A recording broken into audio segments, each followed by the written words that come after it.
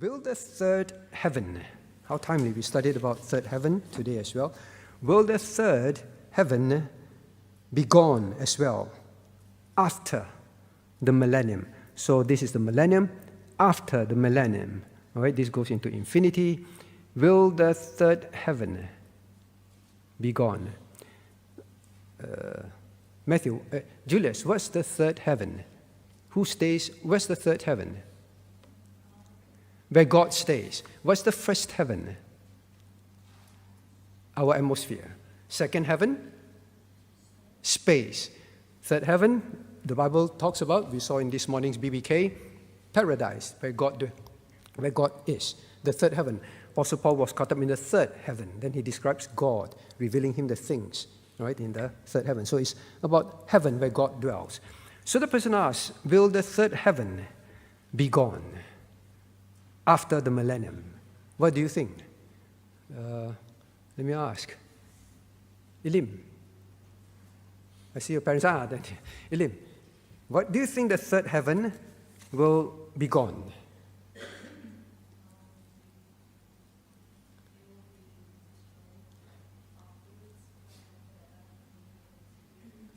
All right, it will be destroyed. The third heaven will be destroyed, just like because there will be a new heaven and a new earth. Now, how do we know that? Let's turn to Revelations chapter 21.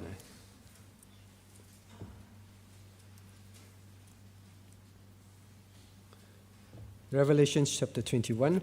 Now, chapter 20 is about, well, the millennium. At the end of the millennium, the great white throne judgment. So look up here. So chapter 20 is about the millennium here, and at the end of the millennium, the great white throne judgment here. All right, at the end of the millennium, that's the end of chapter 20. Now, what happens after the great white throne judgment and the millennium ending? Let's read chapter 21, verse 1, reading. And I saw a new heaven and a new earth, for the first heaven and the first earth were passed away, and there was no more sea.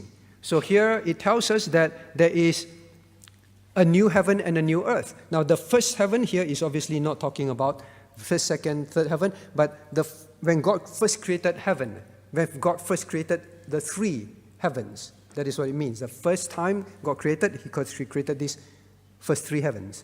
All right?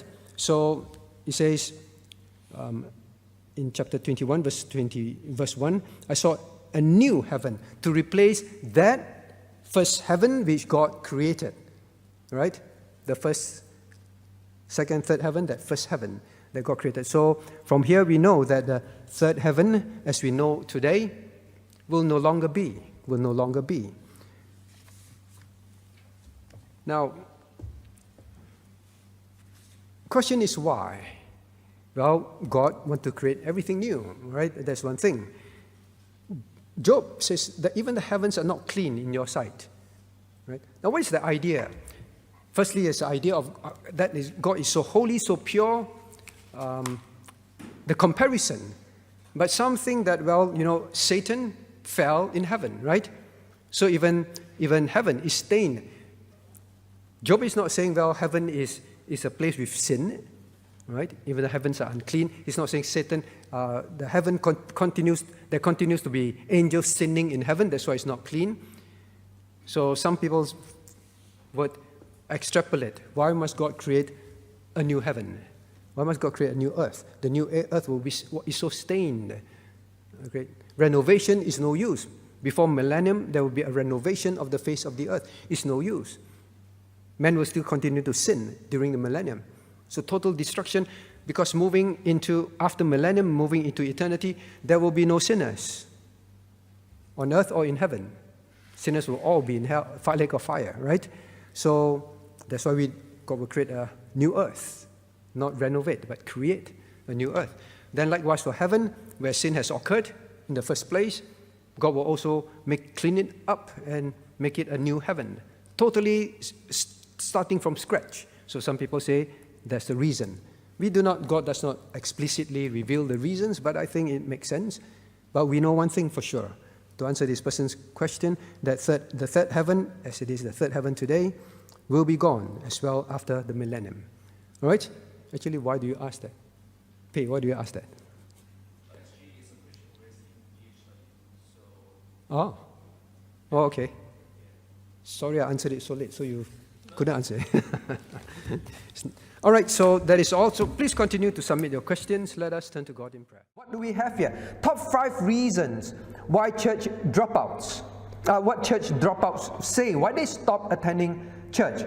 Now, please remember 66% of, well, I take the American view, they are the most readily available results. They stop attending church at least a year after turning 18. So from